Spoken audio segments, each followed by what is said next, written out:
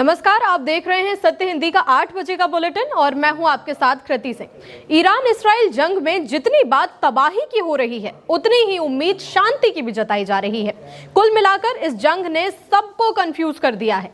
एक तरफ ट्रंप की डराने वाली चेतावनी कि आज रात एक पूरी सभ्यता खत्म हो सकती है, तो दूसरी तरफ ईरान की सीधी चुनौती कि अगर हमला हुआ तो जवाब भी तबाही वाला होगा। इसी बीच अमेरिकी हमले भी तेज हुए हैं। खार्ग आइलैंड पर बंकर और एयर डिफेंस सिस्टम पर निशाने पर हैं और उधर इसराइल की चेतावनी के बाद रेलवे ब्रिज पर हमला भी हो चुका है। हालांकि तनाव के बीच जेडी वेंस हैं, जिन्हें ये अब भी उम्मीद है कि आज रात तक सीज फायर का जवाब आ सकता है।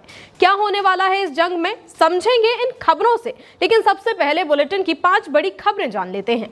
ईरान के लिए आज की रात भारी, ट्रंप बोले आज रात खत्म होगी सभ्यता। ईरान की अमेरिका को चेतावनी, हम भी अमेरिका को देंगे करारा जवाब। ट्रंप की धमकियों के बीच वेंस की सीज फायर को लेकर उम्मीद बरकरार। खार्ग आइलैंड पर रात भर अमेरिकी हमले, सैन्य ठिकानों पर कार्रवाई। ईरान में रेलवे ब्रिज याहिया आबाद पर हमला, इसराइल की चेतावनी हुई सच।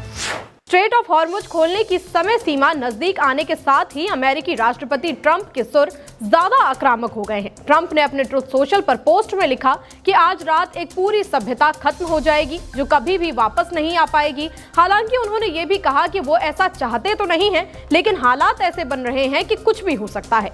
ट्रंप ने दावा किया कि अब सत्ता परिवर्तन हो चुका है और आगे कुछ बड़ा और अलग देखने के लिए मिल सकता है।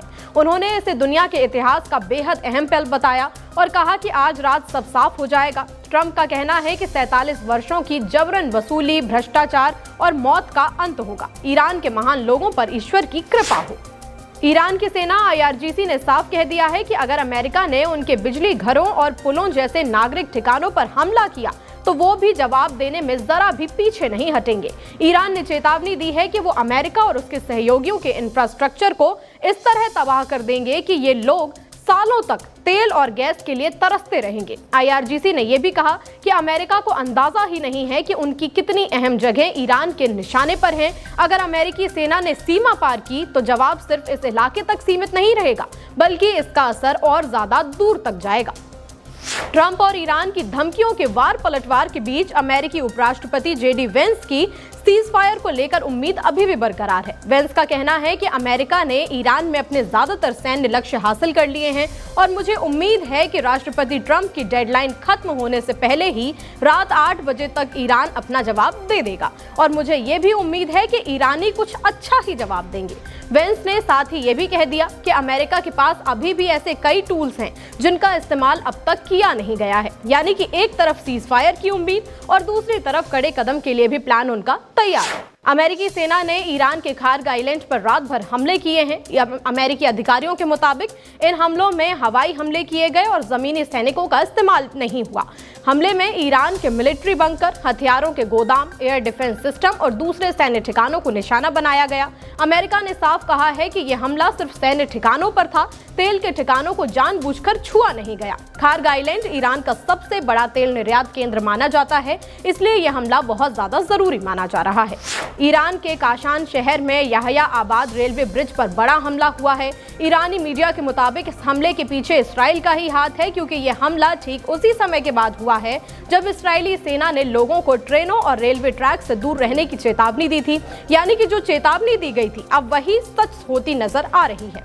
इस्फहान के डिप्टी गवर्नर के अनुसार इस हमले में अब तक 2 लोगों की मौत की खबर है। ईरान ने यूनेस्को से की इसराइल की शिकायत। ईरान में ट्रेन सेवाएं बंद, मशहद से सभी ट्रेनें रद्द। जान देने को तैयार 14 मिलियन लोग, बोले पेजेशकियान। इसराइल का दावा, शिराज के पेट्रोकेमिकल प्लांट पर स्ट्राइक। ईरान के सांस्कृतिक मंत्री रजा सालेही अमीरी ने यूनेस्को को चिट्ठी लिखकर इसराइल की धमकी की शिकायत की है। दरअसल इसराइल ने ईरान के रेलवे सिस्टम को निशाना बनाने की चेतावनी दी थी। अब ईरान ने कहा है कि ये सिर्फ एक देश पर हमला नहीं बल्कि पूरी मानवता की विरासत पर हमला है। आपको बता दें कि ईरान की ट्रांस ईरान रेलवे को साल 2021 में यूनेस्को ने विश्व धरोहर का दर्जा दिया था। करीब 1400 किलोमीटर लंबी ये रेलवे समंदर से खाड़ी तक जुड़ी हुई है और इसे इंजीनियरिंग का बड़ा चमत्कार माना जाता है। अब ईरान ने अपने रेलवे सिस्टम को बचाने के लिए यूनेस्को से मांग की है कि वो जल्द से जल्द इसराइल के खिलाफ कोई कदम उठाए। रेलवे सिस्टम पर हमले की इस्राएली चेतावनी के बाद ईरान के मशहद शहर के गवर्नर ने बड़ा फैसला लेते हुए सेंट्रल रेलवे स्टेशन से चलने वाली सभी ट्रेनों को रद्द कर दिया। मीडिया रिपोर्ट्स के मुताबिक ये आदेश अगले आदेश तक लागू रहेगा। ईरानी मीडिया रिपोर्टों के मुताबिक गवर्नर हसन हुसैनी ने कहा कि जिन यात्रियों को जरूरी यात्रा करनी है उनके लिए सड़क परिवहन की जरूरी व्यवस्था कर दी गई है। ईरान के राष्ट्रपति मसूद पेजेश्कियान ने दावा किया है कि अब तक 14 मिलियन से ज्यादा लोग देश की रक्षा के लिए अपनी जान देने के लिए तैयार हैं। उन्होंने खुद भी कहा कि मैं अपनी जिंदगी ईरान के लिए समर्पित कर रहा हूं और आगे भी करता रहूंगा। इसी बीच जंग की तस्वीर और भी ज्यादा खौफनाक हो गई है। इसराइल की तरफ से कई बड़े हमले और टारगेटेड हत्याएं की गई हैं, जिनमें बड़े नेताओं को भी निशाना बनाया गया। इस युद्ध में अब तक 2000 से ज्यादा लोगों की मौत हो चुकी है और 26,000 से ज्यादा लोग घायल हैं। इस्राएली सेना ने दावा किया है कि उसने ईरान के शिराज इलाके में एक बड़े पेट्रोकेमिकल प्लांट पर हमला किया है। सेना के मुताबिक इस प्लांट में नाइट्रिक एसिड बनाया जाता था, जो विस्फोटक और बैलिस्टिक मिसाइल बनाने में इस्तेमाल होता है। इसराइल का कहना है कि ये जगह ईरान के लिए बेहद अहम थी और अब तक बची हुई आखिरी बड़ी साइट्स में से एक थी। हालांकि इसराइल ने अपने दावों के समर्थन में अब तक कोई भी सबूत पेश नहीं किया है। ईरान ने ले लिया शिराज इलाके पर हमले का बदला। मणिपुर में फिर भड़की हिंसा, इंटरनेट बंद, कर्फ्यू जैसे हालात। ममता का आरोप, विशेष समुदाय के नाम चुन चुनकर वोटर लिस्ट से हटाए गए। खेड़ा के घर असम पुलिस की दबिश, हैदराबाद भागने का आरोप। ईरानी सेना IRGC ने दावा किया है कि शिराज इलाके में इस्राएली हमले के बदले में हमने सऊदी अरब के जुबैल इलाके में पेट्रोकेमिकल प्लांट्स पर हमला किया है। IRGC के मुताबिक इस हमले में मिसाइल और ड्रोन दोनों का इस्तेमाल किया गया और अमेरिकी कंपनियों को निशाना बनाया गया। इसमें सादरा, एक्सन मोबिल और डार्क केमिकल जैसी कंपनियों का नाम लिया गया है। साथ ही जुवाइमा इलाके में एक और पेट्रोकेमिकल कॉम्प्लेक्स पर हमला करने का भी दावा किया गया है। ईरान पहले ही चेतावनी दे चुका था कि अगर उसके इंफ्रास्ट्रक्चर पर हमला हुआ तो वो पूरे इलाके में जवाब देगा।